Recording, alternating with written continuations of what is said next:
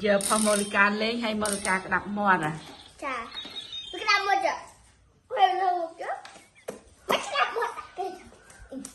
Tè đây Monica, tè đây. Tè đây Monica, tè đây. Tè đây Monica, một con thịt tè đây. Tè đây Monica, tè đây. Anh đây là thật phải thật. Không có thật này.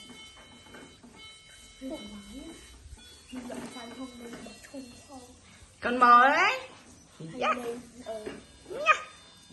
lên cho ta đã một thư phò hốt đinh đi hát ba ra lão đi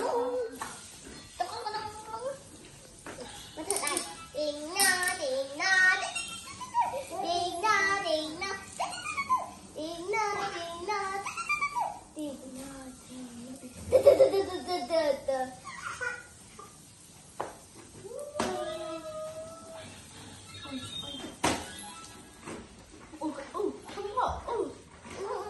Moca.